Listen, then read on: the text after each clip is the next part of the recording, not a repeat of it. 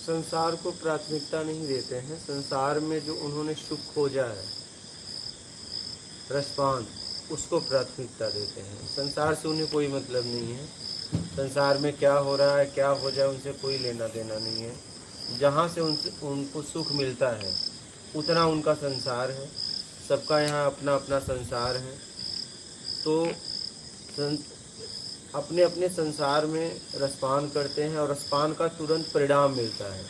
भक्ति का, ज्ञान का परिणाम क्या है?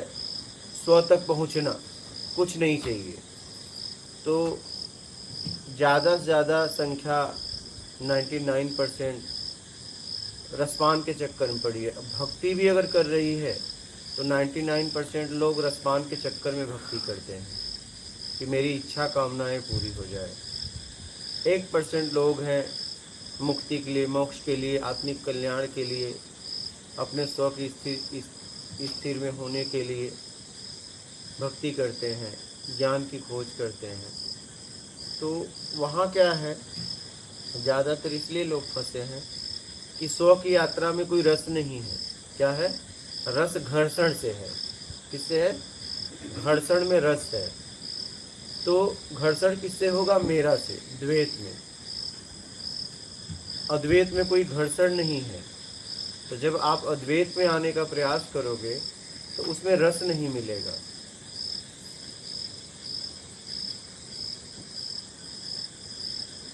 और आप घर्षण में रहोगे तो रस मिलेगा। तो ज़्यादातर लोग बाहर फंसे हुए हैं। तो ज़्यादातर लोग रसपान में फंसे हुए हैं। इस संसार में अपना एक संसार है, सब अपने अपने संसार में फंसे हुए हैं और सूझबूझ के साथ फंसे हैं। ऐसा नहीं है, ऐसा नहीं है। उन्हें पता है क्षणिक सुख है, लेकिन फिर भी उस क्षणिक सुख के लिए कुछ भी कर बैठते हैं। अच्छा ठीक है, रसपान भी अगर शब्द, दृश्य, गंध, रस, स्पर्श 5 इंद्रियों द्वारा हम रसपान करते हैं, उसकी अपनी ज़रूरत भी पूरी करते हैं। अगर व्यक्ति उसे भी ईमानदारी से भोगे तो भी मुक्ति से मोक्ष तक पहुँच जाएगा। रसपान भी अगर ईमानदारी से करे, चाहे वो कृष्ण हो, चाहे राम हो, चाहे बुद्ध हो, चाहे रामकृष्ण, जैसे रामकृष्ण परमहंस है, वो भी विवाहित थे, गुरु नानक थे, कबीर थे, कई मतलब कितने महापुरुष का नाम लीजिए, उन्होंने खुद विवाह किया था। विवाह किया था, पुत्र पैदा हुए थे, इसका मतलब उन्होंने संबंध किया था। ठीक है, चाहे कृष्ण हो, चाहे राम हो। ठीक है, कहने का तात्पर्य है कि आप इसे भी अगर ईमानदारी से करते तो भी मुक्ति मोक्ष हो जाता। लेकिन आप क्या है, बेईमानी से करते हो, बहलाते हो, फुसलाते हो। ठीक है, आप सामने वाले की इच्छा बिना, उसकी इच्छा नहीं है फिर भी आप करते हो। ये कहीं न कहीं बेईमानी है और ये बेईमानी आपको गिराती है। अगर आप ईमानदारी से ये भी करो तो आप मुक्ति से मोक्ष तक पहुंच जाओगे। शब्द, दृश्य, रस, गंध, स्पर्श, अगर ये आप ईमानदारी से करो तो भी आप मुक्ति से मोक्ष तक पहुंच जाओगे। आप बेईमानी से करते हो, चापलूसी करते हो। सबसे ज़्यादा हमारी अगर बेईमानी होती है तो बोल चाल में। हर वक्त हम अपने आप को सिद्ध करना चाहते हैं, मैं कुछ हूँ, मैं कुछ हूँ, हर वक्त सिद्ध करना चाहते हैं।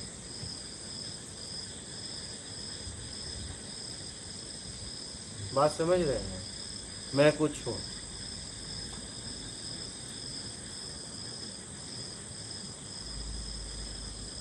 अब ज्ञान भक्ति की तरफ व्यक्ति बढ़ता है तो उसमें रस नहीं होता है, क्योंकि स्व की यात्रा है, कुछ नहीं चाहिए की यात्रा है। अकेले में घर्षण क्या होगा? इसलिए व्यक्ति संसार में भी नहीं, अपने बनाए हुए संसार में फंसा हुआ है और समझ के फंसा है। ऐसा नहीं कि वो फंस गया है, नहीं, बहुत सूझबूझ के साथ फंसा हुआ है, पूरी तैयारी से फंसा हुआ है। उसको फंसने में रस है, उसको फंसने में रस है। उसे पता है मैं फंसा हूं, अपने आप को फंसा के रखा है। क्योंकि अगर समझ नहीं है तो फंस भी नहीं पाएगा। तो मंदबुद्धि होगा, बोध होगा, पागल होगा। तो पूरी तरह समझ के साथ फंसा हुआ है, मतलब अपने आप को खुद फंसा के रखा है।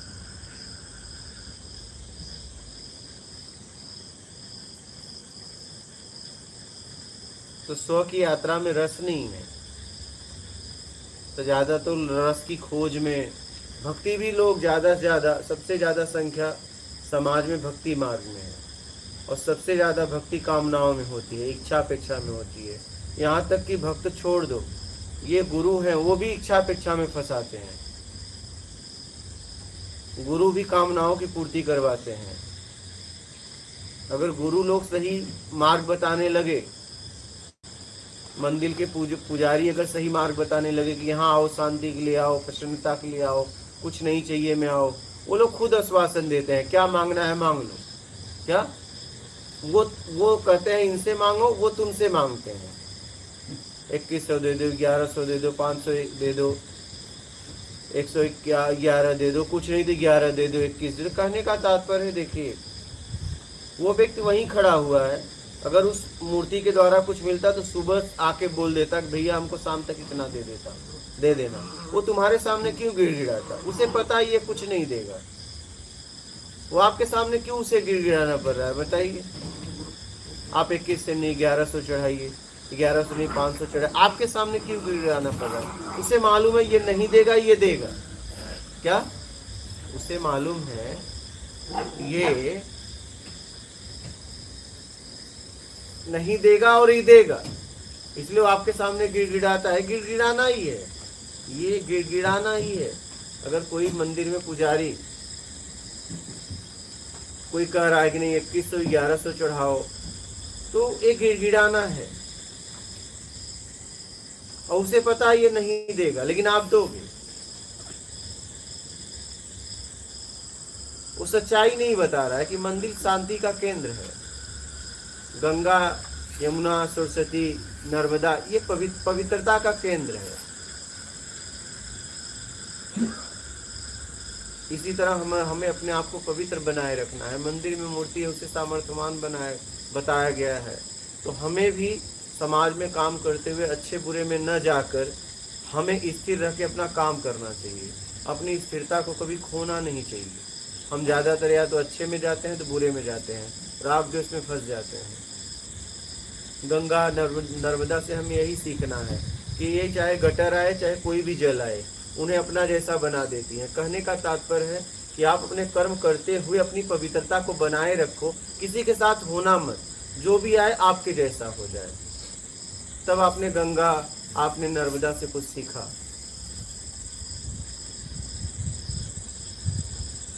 तो मंदिर शांति का केंद्र है, लेकिन आज व्यापार का 1 नंबर का अड्डा बना दिया गया।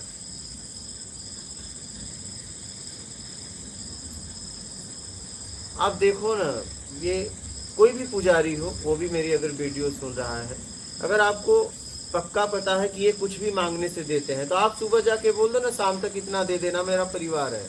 आपको लोगों से क्यों गिड़गिड़ाना पड़ता है? ये शर्म की बात है। आप जिसे सामर्थ्यवान बता रहे हो, ये नारायण हैं, हरि हैं, कुछ भी कर सकते हैं, और तुम 100 200 11 रुपए के लिए, 21 रुपए के लिए तुम्हें गिड़गिड़ाना पड़ रहा है। ये शर्म की बात है, ये शर्म की बात है। एक तरफ आप उसे सामर्थ्यवान बता रहे हो, और एक तरफ वो खुद मांगने आया हुआ है, आपके सामने खुद गिड़गिड़ा रहा है, और तुम उसके सामने गिड़गिड़ा रहे हो। तुम तो उससे ज्यादा भी गिरे हो, उससे ज्यादा तुम गिरे हो। ये सोचना, इस पे चिंतन करना आप लोग। अगर कोई पुजारी होगा, मेरी वीडियो सुन रहा होगा, सत्संग सुन रहा होगा, तो जरूर चिंतन करना कि आप कितना गिरे हुए हो। जिसे आदिशक्ति जगत जननी बता रहे हो कि आप जो कुछ मांगो ये देगी, और वो उससे मांगता है और फिर आप उससे गिड़गिड़ाते हो। ये शर्म की बात है किसी भी पुजारी के लिए। अगर वो पक्का पुजारी होता तो गिड़गिड़ाता ही नहीं, अपना आता, काम करता, सफाई उफाई करता, लोग दर्शन करते और अपना चला जाता शाम तक। वो गिड़गिड़ाएगा नहीं। गिड़गिड़ा रहा है इसका मतलब उसने समझा नहीं, और ऐसा हो रहा है, तुमने भी देखा है, हमने भी देखा है। और भक्ति में ज्यादातर लोग कामनाओं में बहुत जाते हैं, कामनाओं पूर्ति के लिए। तो ज्ञान मार्ग में बहुत कम संख्या है, सबसे कम संख्या ज्ञान मार्ग में है, क्योंकि ज्ञान मार्ग में रस है ये नहीं है। सीधी भैया ईमानदारी, सत्कर्म अपनाओ और आगे बढ़ो, सीधी सी बात है यहाँ। भक्ति मार्ग, ध्यान मार्ग, योग मार्ग में ज़्यादा संख्या है, क्योंकि इसमें घर्षण है। ज्ञान मार्गी गुरु कहता है कि नहीं भैया आपको करना होगा, बाकी लोग जितने में जाओगे बोलेंगे हम गारंटी लेते हैं, तुम्हें पहुंचा देंगे। ज्ञान मार्ग में कोई गारंटी नहीं लेता है, इसलिए ज्ञान मार्ग में सबसे कम संख्या होती है। सबसे ज्यादा भक्ति मार्ग में, फिर योग मार्ग, ध्यान मार्ग में। ज्ञान मार्ग में सबसे कम, क्योंकि यहाँ कोई गारंटी नहीं लेता है। वो सीधा कहता है भैया मार्ग बता दिए, आप अपना कल्याण खुद करना पड़ेगा। और भक्ति मार्ग में, ध्यान मार्ग में, योग मार्ग में ये एक नंबर के वो हैं। और कभी भी मैं आपको बता दूं, अभी तक इतिहास में कोई भी ध्यान मार्ग से नहीं पहुंचा है, कोई भी नहीं। क्योंकि ध्यान अपने आप घटित होता है। लोग अभी ध्यान का आदत करवा रहे हैं, सही ध्यान ही नहीं बता रहे। ध्यान करना नहीं है, ध्यान से समझना है। अब ये लोग क्या कर रहे हैं, शरीर के कोई अंग को लेके उस पर कह रहे हैं ध्यान करो, और इससे कुछ नहीं होने वाला है। इससे कुछ होने वाला नहीं, कुछ नहीं हो सकता। क्योंकि ध्यान जब आपको चाहिए स्वाभाविक घटित हो रहा है।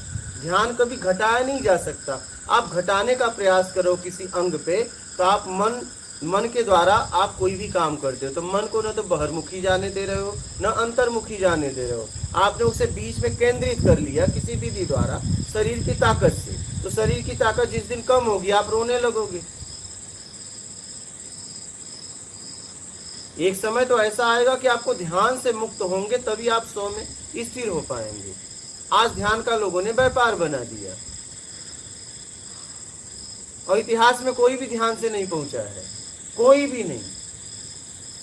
सब करते करते आखिरी में हठ योग में आ जाते हैं, कोई भी नहीं पहुंचा है।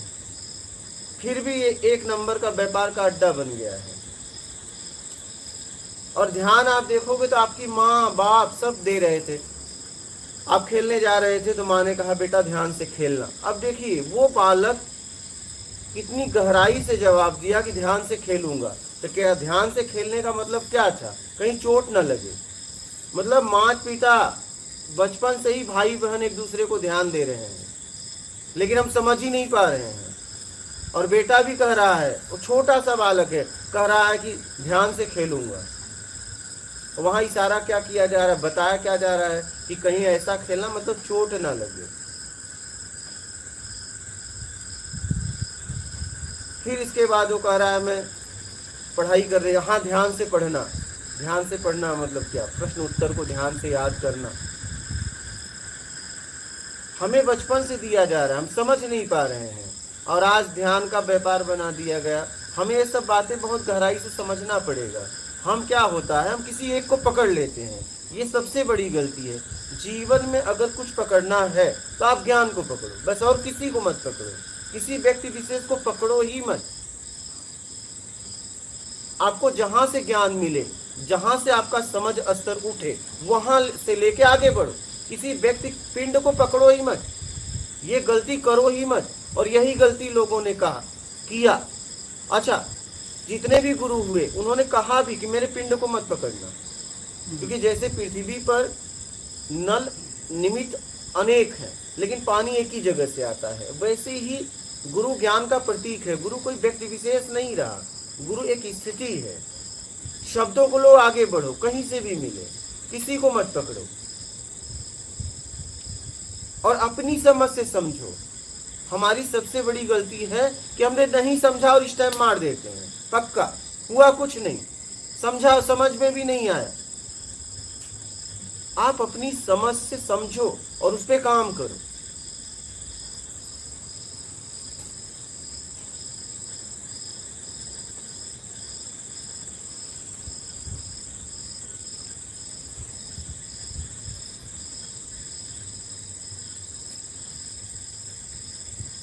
आप अपनी समझ से ही आगे जा सकते हो। अगर इस दुनिया में कोई आपको तार सकता है तो आपके अलावा कोई नहीं। कोई आपकी सहायता करेगा। फंसने में भी लोगों ने सहायता किया, आपको निकालने में भी लोग सहायता करेंगे। फंसने में भी अनेक लोगों ने आपकी सहायता की है। ऐसा नहीं है कि आप अकेले फंस गए। अकेले कोई फंस ही नहीं सकता, फंसने के लिए भी दो चाहिए। दूसरा सहयोग करेगा तभी एक फंसेगा, या दूसरा मौजूद होगा तभी फंसेगा। अगर दूसरा नहीं होगा तो फंस ही नहीं सकता। तो आप फंसाने में भी अनेक लोग लगे हैं, निकालने भी अनेक लोग लगेंगे। कोई व्यक्ति विशेष को मत पकड़ो, आगे बढ़ते रहो जीवन में। तो इसीलिए इसमें कम है। बात समझ में आ गई कि रस नहीं है ना? हाँ, रस नहीं है। बोलिए, और किसी का प्रश्न हो तो। आप लोगों का कैसे आना हुआ?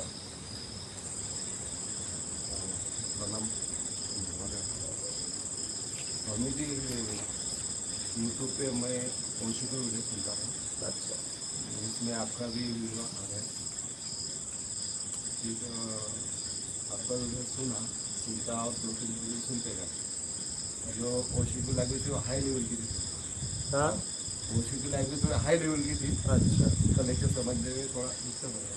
लेकिन आपके जो वीडियो है तो सादे सरल शब्द में समझ में आते थे, समझ में आ गए। इसलिए आपका मेरा भाव हुआ कि आपको मिलना है। हाई शब्द किसे कहते हैं? थोड़ी उनकी हाई शब्द उसे कहते हैं जो मुझे समझ में आ जाए। लो शब्द उसे कहते हैं जो मुझे ना समझ में आ जाए। यही तो बात है।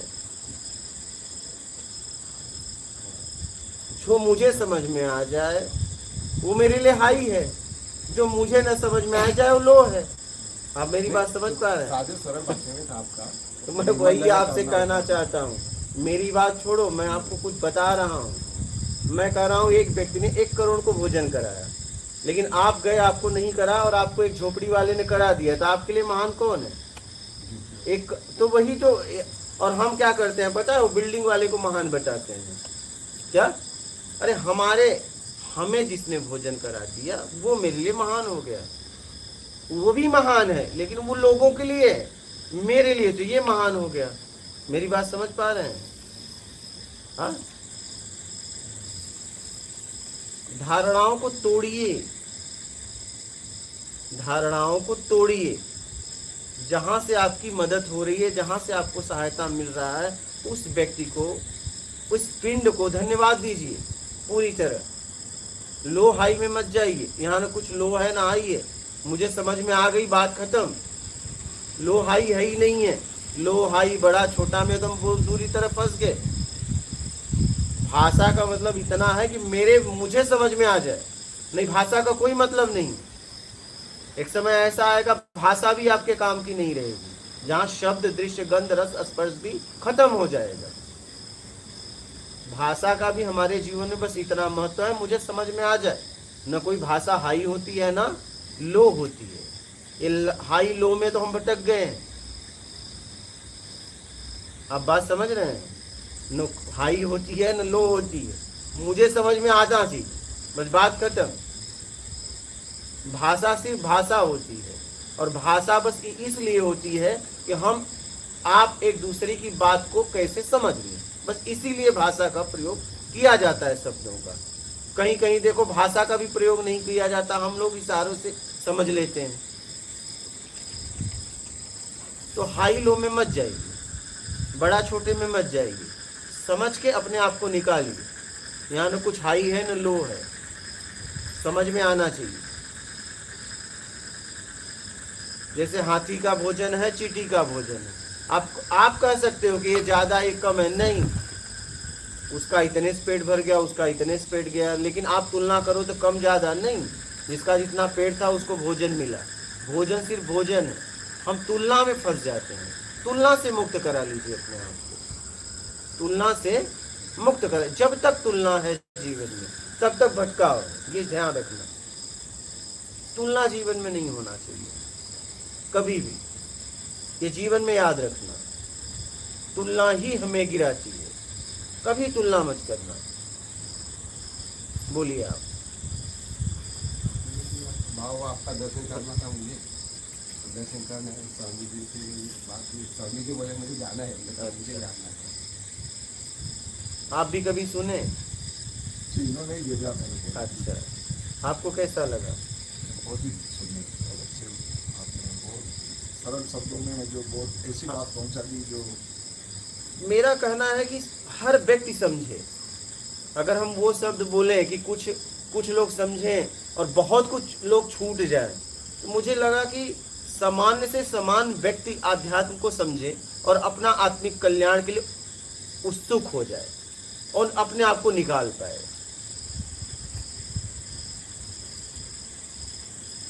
हमारा भाव ये है कि हर व्यक्ति समझे,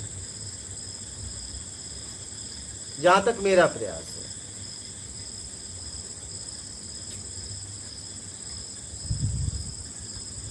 और बोलिए, और कुछ कहना चाहते हैं आप? ये जो मैं वाला भाव बहुत हद तक निकलता है, लेकिन वो कहाँ से वापस वो निकल के आ जाता है, बार बार निकल के आता है। जबकि हम काफ़ी निकाल चुके हैं, लेकिन मैं समझता हूँ कि कहीं से भी वापस उस जगह निकल के आता है। फिर हम अपने आप को कंट्रोल भी करते हैं, याद आती है नहीं ये इसमें मैं तो वो याद रिमाइंड करा लेता है एकदम जब मैं का भाव आया नहीं एकदम भी जाते हैं, लेकिन आता है। उसकी क्या ऐसा तरीका है जिससे हम इसको है जो याद कर सकें, ये नहीं है कि पीछे पड़ रहा है। हम आपको एकदम बारीकी से बता रहे हैं, बस कुछ बनने की इच्छा त्याग कर दीजिए। साथ छोड़ दो बनने की, बस मैं खड़ा ही नहीं हो सकता, उसे खड़ा भी करना चाहोगे तो भी खड़ा नहीं होगा। और जब तक आपके अंदर कुछ बनने की चाहत है, मान की इच्छा है, तब तक ये मैं है ही है, गया ही नहीं।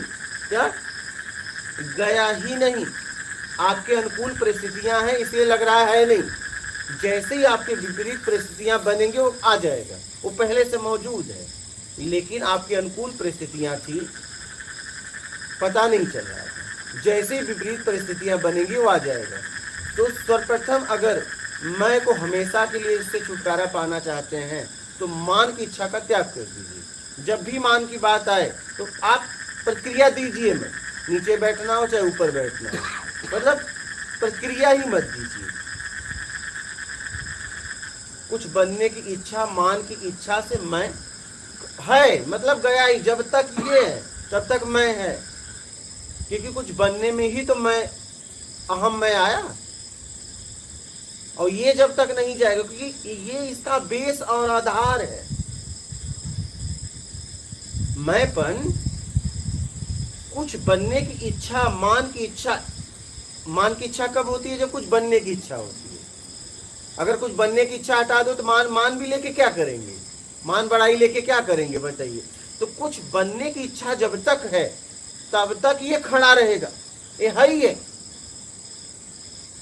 आपके अनुकूल परिस्थितियां ऐसा लगता है नहीं मैं तो गया है, लेकिन जैसे ही विपरीत परिस्थितियां आएंगी वो तुरंत खड़ा हो जाए, क्योंकि वो पहले से मौजूद है। तो बनने की इच्छा का त्याग करिए बारीकी से। जब तक कुछ बनने की इच्छा है, चाहे कुछ भी, हाँ, आदमी फिर बाद में गुरु शिष्य में फंस जाता है। क्या? जब तक कुछ बनने की इच्छा है तब तक वो अहम मैं पड़ा हुआ है। वो समय आने पे आप उसे देख लेंगे, बाद में पछताएंगे।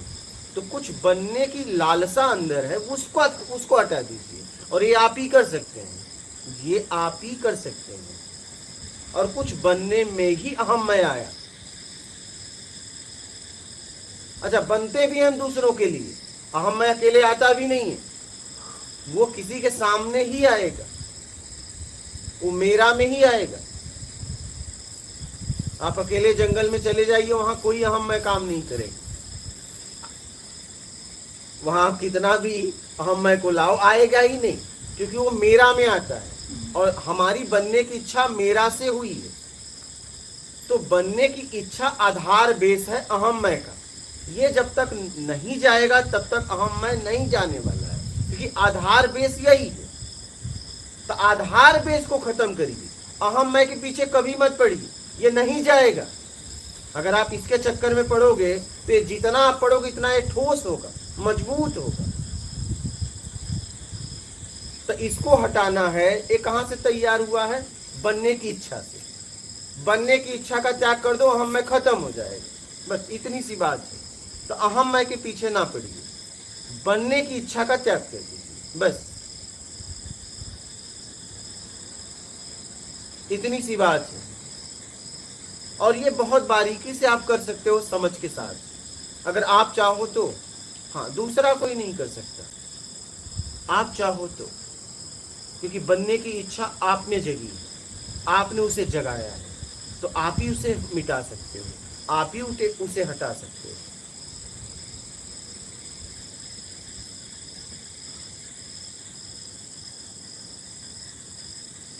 बोलिए।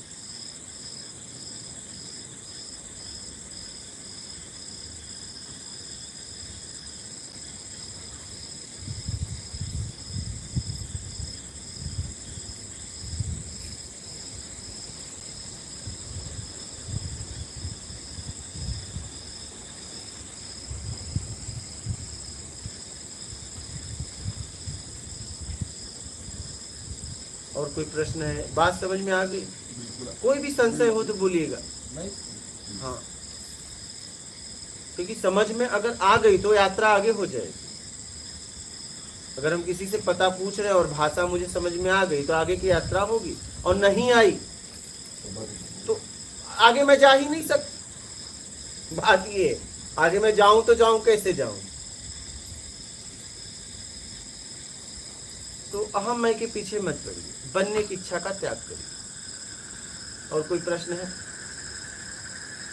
आपके? हम प्रकृति यानी अस्तित्व। अस्तित्व मतलब बनाया हुआ अस्तित्व। एक मेरा अस्तित्व है, मैंने उसे तैयार किया है। प्रकृति मतलब ये प्रकृति, पूरा ब्रह्मांड, इसे प्रकृति कहेंगे, इसे प्रकृति कहेंगे। और अस्तित्व मतलब मेरा बनाया हुआ अस्तित्व। हम अपने बनाए हुए अस्तित्व में फंसे हुए हैं, हमें अपने बनाए हुए अस्तित्व को छोड़ना पड़ेगा। और हमारा अस्तित्व कहाँ से तैयार हुआ है? बेईमानी से। तो बस बेईमानी छोड़ दो, ईमानदारी सत्कर्म अपना लो, आपका अस्तित्व मिट जाएगा, आपका बनाया हुआ अस्तित्व मिट जाएगा, आप इस प्रकृति में आ जाएंगे।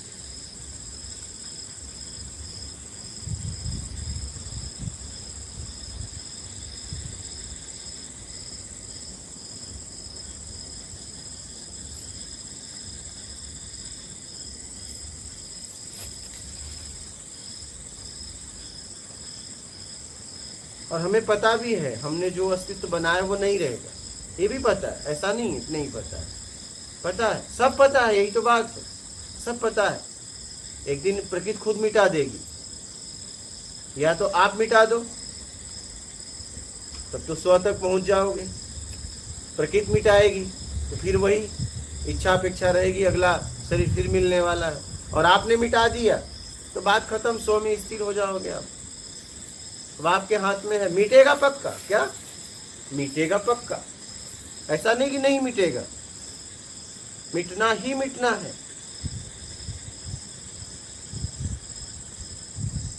आप मिटा दीजिए मुक्ति, और प्रकृति मिटाएगी तो फिर वही जन्म मरण अब आपके हाथ में है। और ये हमारा अस्तित्व खड़ा किस पे है? मान की इच्छा, बड़ा छोटा बनने की इच्छा, दिखावा, योग्यता से ज्यादा पाने की इच्छा। इसके अलावा हमारे पास कुछ नहीं है। ये चार हटा दो तो तुम खत्म, यही बेस है, यही आधार है। अगर ये हटा दो तो आप बस बात खत्म हो गए, स्व में स्थिर हो जाओगे। इसी पे तो आप खड़े हो, इसी पे तो आपका अस्तित्व टिका हुआ है। और ये चारों सबने पाला है, लेकिन बताते किसी से नहीं, बताने में शर्म आएगी। चारों हर व्यक्ति ने पाला है। अगर वो आनंद में नहीं है तो, अपने स्व में स्थिर नहीं है तो,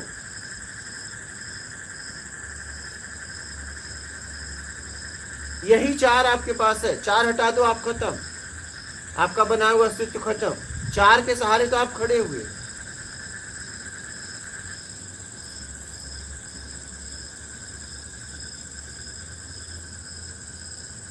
चार यही है, चार आपका आधार और बेस है।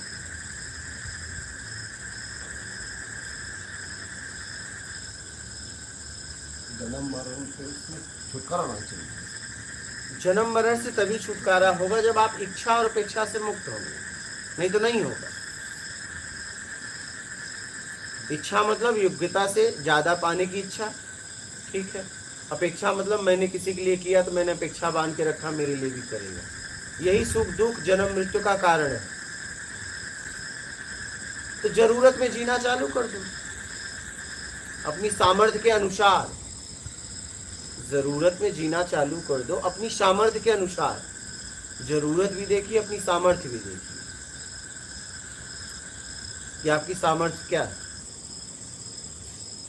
अपने सामर्थ्य के अनुसार कार्य करिए। अपने अधिकार, जितना अधिकार आपको मिला है, जितनी आपकी योग्यता है, उतना काम करिए, तो आप बंधन में नहीं जाएंगे। ज्यादातर हम अधिकार से ज्यादा काम करने में मुझे लगता है मैं कुछ हूं। समझ के जिएंगे तो निकाल लेंगे अपने आप। तो बस यही मान की इच्छा, योग्यता से ज्यादा पाने की इच्छा, दिखावा, बड़ा छोटा बनने की इच्छा, इसका त्याग करिए। इसी पे आपका अस्तित्व खड़ा हुआ है। ये हटा दो, बात खत्म हो जाएगी। बात खत्म हो जाएगी।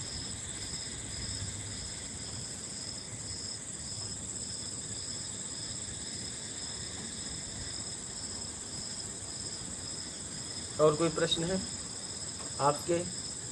कुछ कहना चाहें तो बोलिए। और किसी के प्रश्न है? गुरु जी, स्वयं पर अनुशासन कर। स्वयं पे अनुशासन, तो जितना आपको बताया गया है, जितना आपको बताया गया है उतना पालन करिए। जब से यहाँ बताया गया है, अनुशासन का मतलब मुझे किसी ने सिखाया। अनुशासन हम कब करेंगे? जब सीखे रहेंगे। तो जितना आपको बताया जा रहा है उसका पालन करिए। दोष देखने वाला दोषी, अपने काम में लग जाओ पूरी तरह। जो चाहिए उसके लिए काम करो।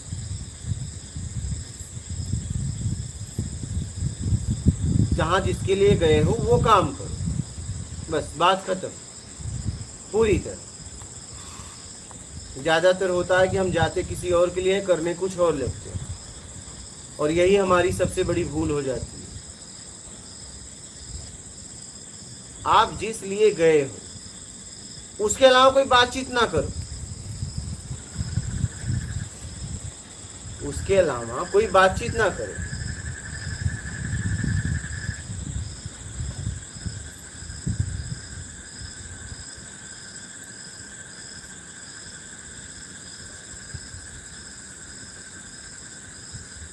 और कोई प्रश्न है? लीजिए लाइव। सार्थक आत्मज्ञान कैसा पाया जाता है? जितना पाया है छोड़ दो। आत्म को ज्ञान पहले से मौजूद है। तो आत्मा को ज्ञान पहले से मौजूद है। मौजूद। तो यह ज्ञान के लिए कहाँ से आ उसने गया? धारण किया है। पूर्ण अपने आप को अपूर्ण से पूर्ण करना चाहता है, यही उसकी अपूर्णता। नहीं, ज्ञान का हमने कहाँ से ढूंढ ली? लोगों से। आप अज्ञानता कैसे हुई?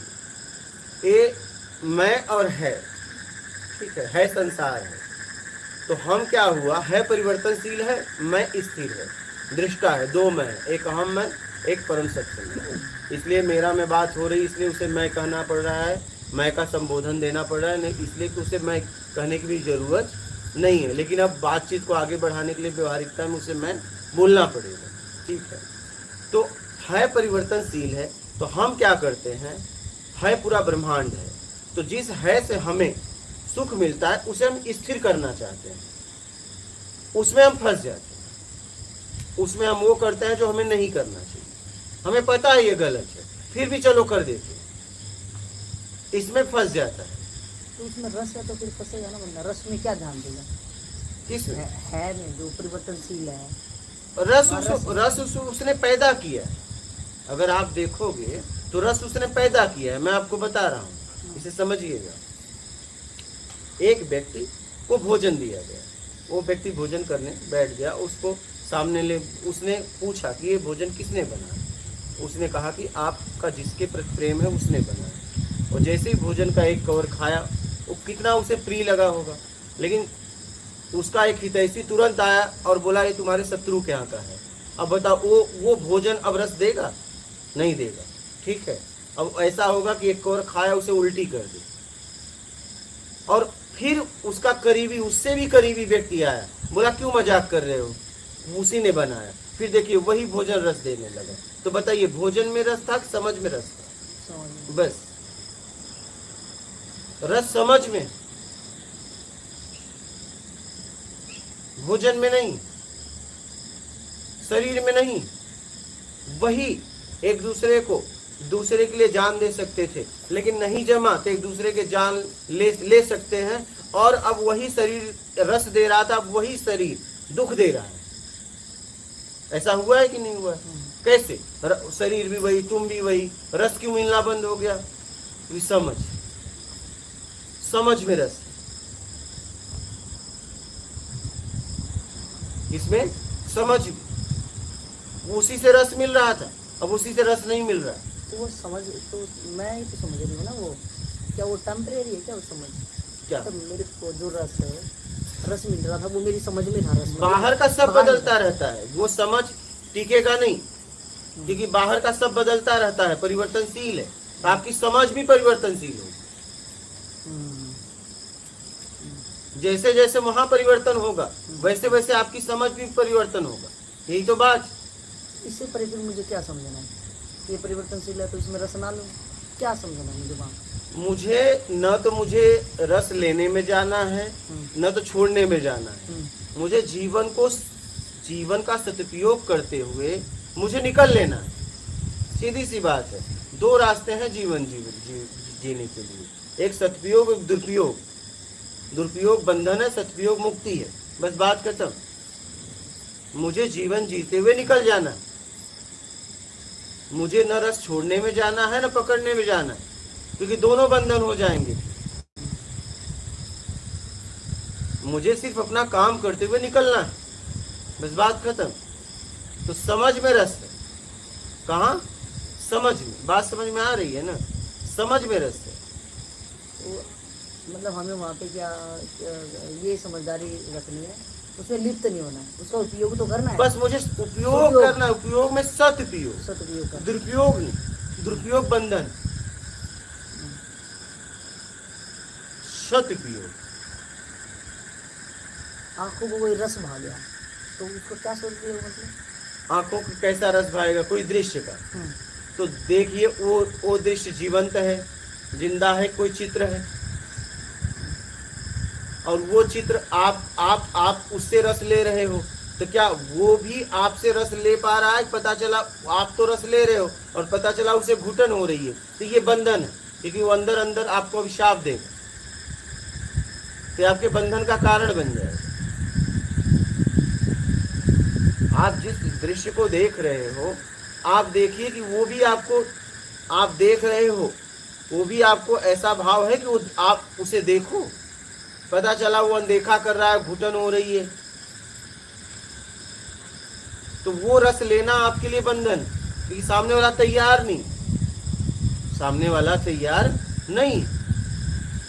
जैसे मान लीजिए कई घटनाएं होती हैं हम जीवन में, आपने भी यात्रा की, हमने भी किया। जैसे एक छोटा सा बालक है, माँ दूध पिलाती, उस समय वो नहीं चाहती कि ब्रह्मांड में उसका कोई स्तन देखे, लेकिन कई बेवकूफ लोग क्या करते हैं कि वो मुंह ना मोड़ के उसी तरफ देखते हैं। अब बच्चों को दूध पिलाना बहुत अनिवार्य है, सबसे जरूरी है। अब जितने लोग उसको देख रहे हैं, वो अंदर से उसके लिए बद्दुआ निकल रही है, और उस समय वो माँ है, परिपूर्ण है, और वो शराब फिर उसे बंधन का कारण बन जाएगा, उसे खा जाएगा। लेकिन ये लोग समझ नहीं पाते। ऐसी घटना हमारे सामने आई है, नहीं आई है, आती, लेकिन वो माँ विवश है, छुप के पिला रही है, लेकिन लोग उसकी तरफ देख रहे हैं। वो सबको देख रही है। क्या? वो सबको देख रही, कौन से किस निगाह से उसे देख रहा है। उस समय वो हर व्यक्ति को श्राप दे रही है, क्योंकि वो नहीं चाहती मुझे कोई इस समय देखे।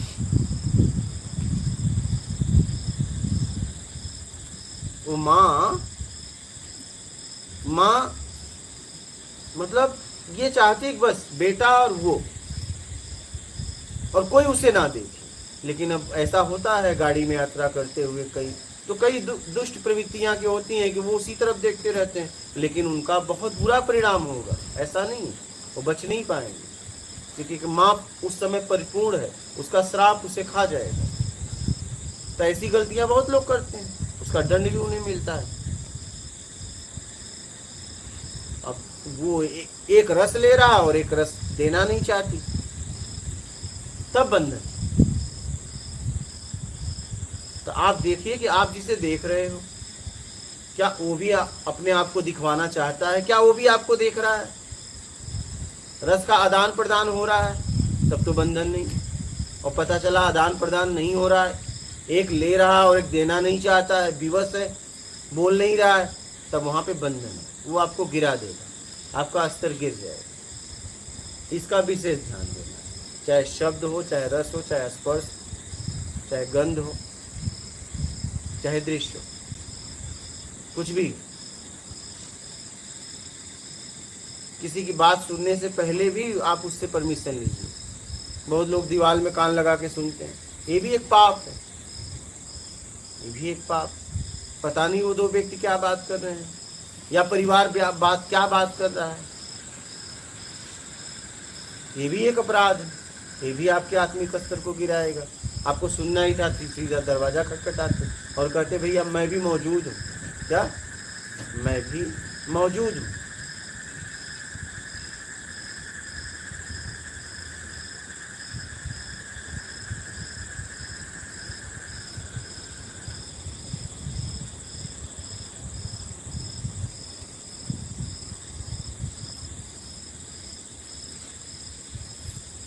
बोलिए।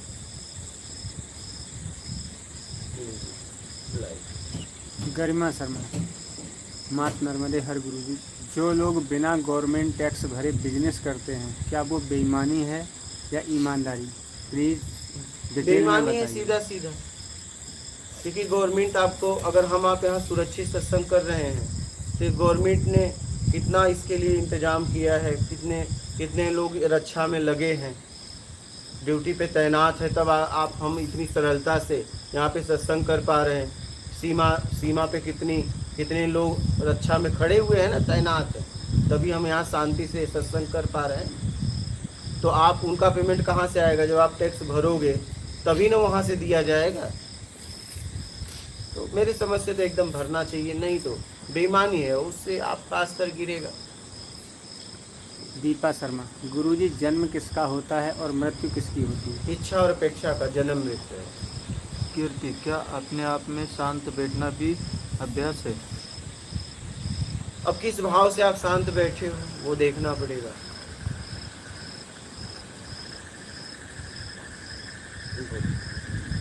नेहा पटेल कहते हैं उम्मीद पर दुनिया कायम है, और आप कहते हो कि उम्मीद छोड़ दो। कृपा करके समझाएं उम्मीद क्या है, उम्मीद हम क्यों करते हैं, और उम्मीद छोड़ने का मतलब क्या है? उम्मीद का मतलब योग्यता से ज़्यादा पाने की उम्मीद, ये छोड़ दो, ये उम्मीद है। विवेक यादव, प्रणाम गुरुजी। क्या आत्मज्ञान की इच्छा भी इच्छा है और परमात्मा को पाने की इच्छा भी इच्छा है? कृपया इस पर प्रकाश डालें। नहीं। दीपा शर्मा, यात्रा किसकी है, जीव की या आत्मा की? भटकने वाले, देखो कौन भटक रहा है, आत्मा की, जीव। हाँ माता जी। हाँ।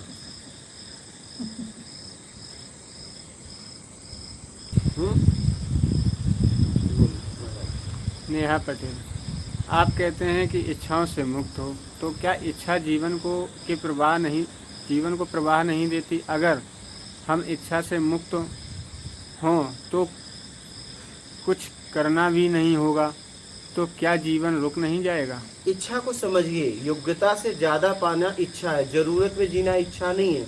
ये पशु पक्षी भी जीते हैं, देखो भोजन करते हैं, भोग करते हैं। आप कभी बोलते हो कि इच्छा में जी रहे हैं?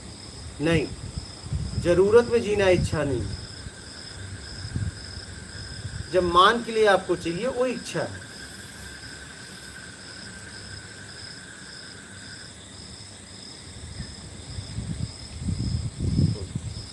ऋषिका मनीषा, इस माया रूपी संसार से आखिरकार किसका ध्यान करना है? अपने आप इससे कैसे मुक्त हो सकते हैं? जब भी आपके द्वारा कर्म हो रहा है तो इतना ध्यान रखिए कि उसमें छल कपट चोरी बेईमानी चापलूसी मक्कारी दुर्दा पाखंड न हो और आपके जीवन में ईमानदारी शत करनी है। बोलिए। एक प्रवीण ट्रैकवाल जी ने मैसेज किया है कि गुरुजी इतना सत्य मत बोलो, ये पुजारी आपके पीछे लग जाएंगे, दुनिया सत्य को बर्दाश्त नहीं कर पाती। नहीं, सच्चाई है, कोई बात नहीं है, सच्चाई है तो है। ये वो सुनेंगे तो उन्हें भी समझ में आएगा कि आप आज शक्ति बता रहे हो, कर रहे हो, ये सब कुछ करते हैं और आप एक साधारण व्यक्ति के सामने गिड़गिड़ा रहे और वो खुद वहां मांगने आया और आप उसके सामने गिड़गिड़ा रहे हो 2100 दो, नहीं मेरे पास नहीं, 1100 दो, 51 दो, 21 दो। अरे शर्म की बात है आपके लिए। या तो फिर वो मत बताओ कि वो सर्वशक्तिमान है, बोलो ये कुछ नहीं है, तब मांगोगे तो ठीक लगेगा। हाँ, तब मांगोगे तो लगेगा यार तुम मांगने वाले हो।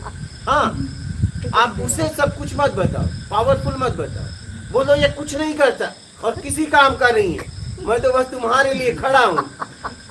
हाँ हाँ यार, मैं तो तुम्हारे लिए खड़ा हूँ, तुम दे सकते हो, ये तो किसी काम का नहीं है। हाँ, ये किसी काम का नहीं है कि मैं इतना सालों से इसकी मेरे पूर्वज तक सेवा कर रहे हैं, लेकिन आज का गरीब मैं बना और मेरे से ज्यादा पापी लोग धनवान हो गए और आज तक मैं भिखारी का भिखारी ही रहा। ये ऐसा निठल्ला मेरा इष्ट है क्या? आप बोलो ना उसे। मांगने में भी सच्चाई होना चाहिए। आप कह रहे हो सर्वशक्तिमान है, करो 21 रुपया दो। अरे यार, शर्म नहीं आ रही है तुम्हें? 2100 दो, 1100 दो, 151 दो, शर्म नहीं आ रही है? उसे सर्वशक्तिमान सुबह आए बोल दिए होते, शाम तक मुझे इतना दे देना। नहीं, हाँ बताओ। और आप उसे लाखों का आश्वासन दे रहे हो, 200-400-500 रुपया उससे मांग रहे हो, 1000 रुपया उससे मांग रहे हो और उससे लाखों करोड़ों का आश्वासन दे रहे हो कि जाओ मैं इनके द्वारा काम करवा दूंगा। तो ये शर्म की बात है। या तो आप सीधा कह दो यार किसी काम का नहीं है, हमारे पूर्वज भी फंस गए इसके चक्कर में, मैं भी फंस गया, गरीब का गरीब ही रहा, आज तक मैं भीख ही मांग रहा हूँ हर आने वालों व्यक्ति से। और तुम पहले नहीं हो, पता नहीं तुमसे पहले मैं कितने से सुबह से मांग चुका और शाम तक मांगूंगा कि तू 11 चढ़ा, 21 चढ़ा, 51 चढ़ा, 100। ये तुम पहले आदमी नहीं हो भाई। मैं सुबह से शाम तक यही काम करता हूँ, लेकिन आज तक मेरा पेट नहीं भरा। हर आदमी, आने वाले आदमी को मैं यही कहता हूँ कि जो तुम्हारी इच्छा हो मांग लो और तुम मुझे इतना चढ़ाओ। ये तुम पहले व्यक्ति नहीं, मेरा काम ही यही, और ये किसी काम का नहीं। तुम किसी काम के हो क्या? तुम किसी काम के मुझे लग रहे हो, क्योंकि तुम करोड़ों के चक्कर में तो 1000 रुपया दे ही दोगे। हाँ हाँ, प्रयागराज गए थे, वहाँ पे शिवलिंग था वहाँ पे, और हम चले, दूध की बाल्टियाँ रखी, मतलब दूध थोड़ा सा डाल गया, बाल्टियाँ रखी, तो हमने चलो, हमने लोटा लिया, हमने चलो चढ़ाते हैं हमने। तो पंडित जी आए, बोले अरे अरे ऐसे नहीं चढ़ानी। तो मैंने कहा फिर क्या करना? कह रहा मैं चढ़वाता हूँ। मैंने कहा ये कैसे तरीके से चढ़वाएगा? आया ओम त्र्यंबकम यजामहे, मैं कहा खरा मत, बोला लाओ जी 101 रुपया। मैंने कहा अरे दूध खरीदेंगे तो कितने पैकेट आ जाते हैं तो। और दोनों चढ़ा 101 रुपया, उसने मान ही रखा था, 1 लोटा दूध चढ़ा था और कह रहा धीरे धीरे चढ़ाना, जब तक मंत्र पूरा ना आए तो धीरे धीरे ऐसे ऐसे ढक करके डालना। बिल्कुल सही बात है। हमने कहा कि हम दूध नहीं डालेंगे, हम पानी ले आएंगे, बाहर टूटी लगी थी लोटे में, वहाँ से पानी ले आएंगे। कह रहे नहीं यही चढ़ाना है। देखो ऐसा है, प्रसाद को बोला गया है अर्पण करो और फिर वितरण करो। तो आप देखिए कि शिवलिंग पे वो अर्घा बना, मतलब आप दूध चढ़ा के और वहां से लेके प्रसाद रूपी बांट सकते हैं। अर्घा बना है ना, उसी लिए बना है कि आप उसे देखिए। मैं आपको बता रहा हूँ, जैसे स्वर्ण भस्म होता है, ठीक है, कहा जाता है सिलबट्टे पे अगर मसाला पीस के भोजन बनाओ और एक लोहे में मिक्सर वगैरह में, दोनों में बहुत फर्क है। तो उस पे चढ़ाया हुआ दूध वो अलग ही कुछ पत्थर होता है, ठीक है, उस पे चढ़ाया हुआ दूध पियोगे कुछ अलग ही काम करेगा। कुछ ऐसा नहीं, कुछ लॉजिक है, हम लोग समझ नहीं पाए। हम लोग समझ नहीं पाए, प्रसाद वितरण करने से मानवता हमारे अंदर जगती है। तो उसमें कुछ बात थी, लेकिन हमने क्या किया, वो नाली में लगा दिया। हमारी गलती ये हो गई कि उसको हमने नाली में लगा दिया। उस पे चढ़ाया हुआ, पहले आपको पता है, पहले लोग नदियों में पैसा डालते थे, क्या कुछ इच्छा के लिए? नहीं, नदियों का लोग पानी पीते थे। तो वो पानी धातु चला जाए, धातु का पानी मिलेगा तो उससे हमारे शरीर को पौष्टिक मिलेगा। इसीलिए नदियों में पैसा डाला जाता था कि लोग पहले, हाँ, तांबा ये सब डालते थे। क्यों डालते थे पता है? लोहा भी डालते थे। क्यों डालते थे? क्योंकि इसका मुझे पानी मिले, तत्व मिलेगा, इसलिए डालते थे। पहले सोने और चांदी की मुद्राएं हाँ, होती थी, तो डाल देते थे। तो उससे जो है पानी में शुद्धता तो हम आती है। पीते थे ना उसका पानी। अब नल लग गया, लेकिन अभी भी लोग डाल रहे हैं। अरे भैया, जरूरतमंद को दे दो ना, नदी को क्या पैसे की जरूरत है? तब डालते थे, कोई लॉजिक था, कोई आधार था। तो वो क्या हुआ, गांठ मार ली। अब तो आप नल से पी रहे हो, तो नल में डालो, मटके में डालो ना, मटके में डालिए, मटके में डालिए, तांबा डालिए, सोना डालिए, उसका पानी पीजिए, लाभ करेगा। हाँ, राजा लोग तो सोने गिलास में पीते ना, ठीक। वो चांदी गिलास। कहने का मतलब है, समझ का उपयोग करिए। बोलिए। पूर्वा, जैसा है वैसा देखने की स्थिति में कैसे आए? बस उम्मीद छोड़ दो, बात खत्म। जैसा है वैसा दिखेगा।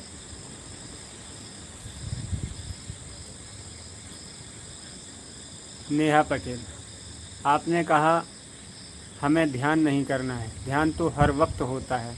यूँ तो हम हर वक्त अपने विचारों में ही भाव करते रहते हैं, तो क्या विचारों के बिना रहना ही स्व में रहना है? विचारों में रह के भी आप सौ में रह सकते हो। जैसे मान लीजिए आप एक अनजान जगह चले जाओ और इतनी पब्लिक आती है जाती है, आप किसी में लिप्त नहीं होंगे। मतलब इतने पब्लिक का विचार आएगा, बाजार का विचार आएगा, और आप अपने आप में बैठे रहेंगे। लेकिन अगर एक भी आदमी आपके परिचय का आ गया, तुरंत आप उसमें घुस जाओगे, विचार आ जाएगा राग द्वेष का। कहने का मतलब ये है कि आप विचारों के साथ भी, विचारों में होकर भी सौ में स्थिर हो सकते हैं। कब? जब आपको कुछ नहीं चाहिए तो, और कुछ चाहिए तो फिर आपको उसमें लिप्त होना पड़ेगा। नरूटो, गुरुजी, बाकी मार्गों में जो गारंटी लें उनमें क्या समर्थ है, या वह भी खुद को ही चलना पड़ेगा? भाई, कोई किसी को पहुंचा नहीं सकता, आप ही अपने आप को पहुंचा सकते हो। ज्ञान मार्ग सीधा सीधा है, ठीक है। भक्ति मार्ग में इष्ट है, ध्यान मार्ग में भी आप हर कर्म को ध्यान से करो। इसके बाद योग मार्ग में अपने आप को साधना है, ठीक है। एक ही साधे सब सदे, सब साधे सब सज जाए। तो कहने का मतलब है, मुझे तो ज्ञान मार्ग एकदम ठीक लगता है, सीधा सीधा एकदम तेज। हाँ, इसमें रस नहीं होता है। भक्ति वगैरह में तो रस होता है, इसमें रस नहीं होता है। इसमें तो एकदम उदासी, क्या? हाँ, एकदम उदासी, कोई रस नहीं। पड़े हो।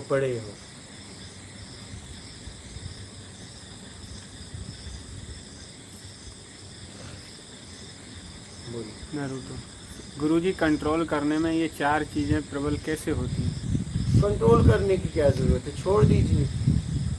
चार ही तो हैं आपके पास, चार के अलावा कुछ नहीं है भैया। साहिब, महात्मा नर्मदे हर गुरुजी, किसी की योग्यता को कैसे जांचे और उसको कितनी स्वतंत्रता देनी है, ये कैसे निर्धारित करें? अपनी समझ के साथ। जैसे जाते हो तो कोई किराया मांगता है, अब कोई 20 रुपए की जगह बोले कि 2000 किराया दो, तो कैसे कहते हो? अरे ऐसे भैया, हर जगह समझ का उपयोग करो। नरूटो, गुरुजी, आत्मचिंतन में अपने में स्वयं के आगे पीछे को देखूं, या ये देखूं कि मैं कहाँ फंसा हूँ और कैसे निकल सकता हूँ? तुम कुछ मत देखो, पहले बैठना सीखो।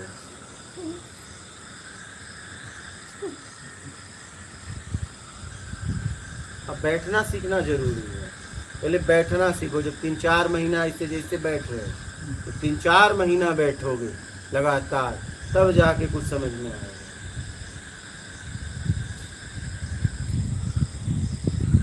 समझ रहे हैं? RKG mission.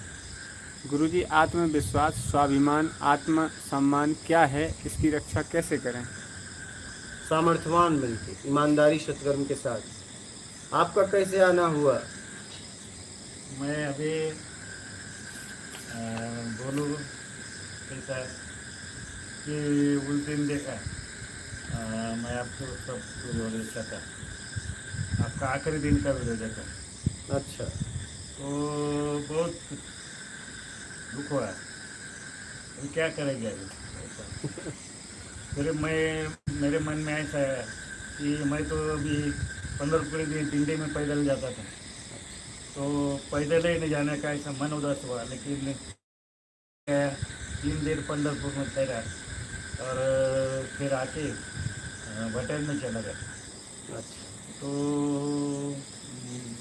महाराज जी इधर नहीं, आकर इसका वीडियो देखा और उधर श्री राम बाबा को उधर सुंदरकांड का पाठ चल रहा है। हाँ हाँ। तो परसों ऐसा मैसेज मिला कि महाराज जी है इधर। मेरा विश्वास नहीं बस रहा।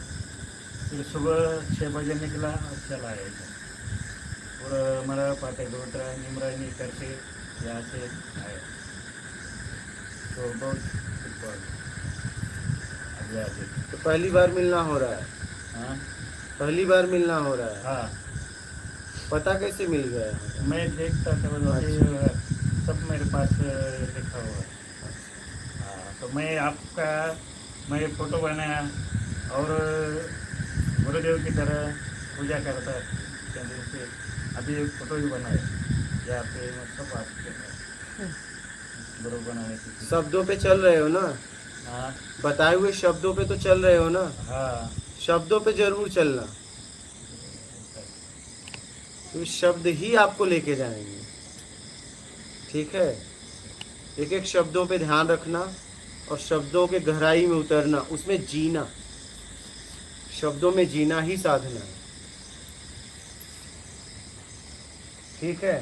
अभी आ रहा है। मैं अभी उधर अचानक समझा मैं सच्ची है महाराज जी उधर, फिर उधर जाके सुंदरकांड करके मैं इधर आने वाला। चलो ठीक है, समझ समझ के आगे बढ़ो। हाँ, बोलो। और कोई प्रश्न है?